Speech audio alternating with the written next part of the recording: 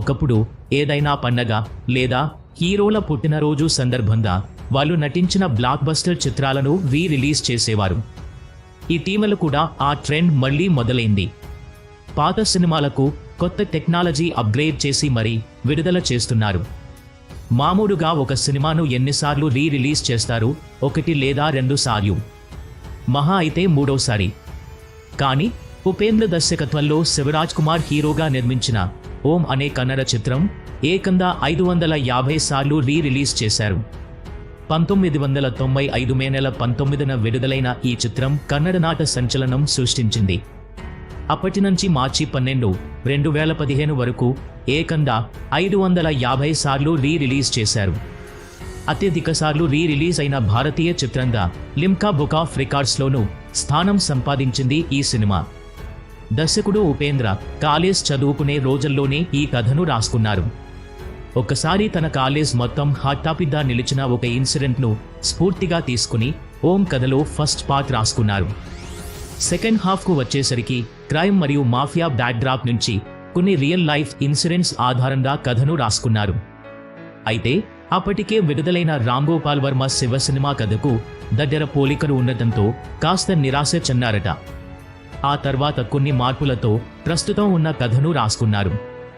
Under వరల్డ్లో పనిచేసిన అనేక మంది నేరస్తులు రియల్గానే ఓం సినిమాలో నటించారు. కేవలం ఈ సినిమా కోసమే కొందరిని బెయిల్పై బయటకు తీసుకొచ్చారు. అంతేకాదు, అప్పట్లో పోలీస్ స్టేషన్లో రౌడీ షీట్లుగా ఉన్న కృష్ణప్ప, బెక్కినకన్ను రాజేంద్ర, కోరంగు, తన్వీర్ వంటి వారు కూడా నటించారు. ఈ సినిమా విడుదలకు ముందే కర్ణాటకలోనే కాదు, దేశవ్యాప్తంగా అందరిలోనూ ఆసక్తి ఏర్పడింది. ది వీక్ అనే మ్యాగజైన్ ఓం సినిమా మీద ఏకంగా కవర్ స్టోరీనే ప్రచురించింది. లెజెండరీ యాక్టర్ రాజ్ కుమార్ బ్యానర్పై ఇలాంటి సినిమాను నిర్మించకుండా ఉండాల్సిందని రాసుకొచ్చింది. ముందుగా తీసిన ఓం మూవీ క్లైమాక్స్ వెర్షన్పై సెన్సార్ బోర్డు అభ్యంతరం వ్యక్తం చేసింది. మార్పులు చేస్తేనే సెన్సార్ సర్టిఫికేట్ ఇస్తామని చెప్పడంతో అందుకు అనుగుణంగా మార్పులు చేశారు. ఓం సినిమా బడ్జెట్ సుమారు 70 లక్షల రూపాయలు అయ్యింది. కర్ణాటక మాజీ ముఖ్యమంత్రి అయిన హెచ్.డి. కుమారస్వామి గారు పంపిణీ హక్కులను సొంతం చేసుకున్నారు. 1995 మే నెల 19న ప్రేక్షకుల ముందుకు వచ్చిన ఈ సినిమా బాక్సాఫీస్ వద్ద భారీ విజయాన్ని సొంతం చేసుకుంది. 1996లో కర్ణాటక స్టేట్ అవార్డ్స్లో ఉత్తమ నటుడిగా శివరాజ్ కుమార్, ఉత్తమ నటిగా ప్రేమ, ఉత్తమ స్క్రీన్ ప్లే రచయితగా ఉపేంద్ర, ఉత్తమ సినిమాటోగ్రాఫర్గా బి.సి. గౌరీశంకర్లు అవార్డులు సొంతం చేసుకున్నారు. ఉత్తమ నటుడిగా ఫిల్మ్ఫేర్ సౌత్ను శివరాజ్ కుమార్ సొంతం చేసుకున్నారు. బెంగుళూరులోని కపిల్ థియేటర్లో ఓం చిత్రాన్ని అత్యధికంగా 30 సార్లు రిలీజ్ చేశారు.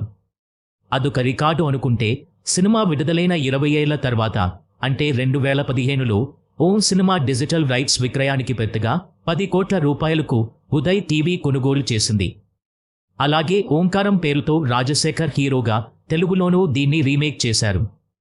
అర్జున్ పండిట్ పేరుతో సన్నీ దియోల్, జూహీ చావ్లా కీలక పాత్రల్లో హిందీలో కూడా రీమేక్ అయింది. ఈ వీడియో కనుక మీకు నచ్చితే లైక్ చెయ్యండి, షేర్ చెయ్యండి. ఇలాంటి మంచి వీడియోస్ కోసం మా ఛానల్ని సబ్స్క్రైబ్ చేయండి.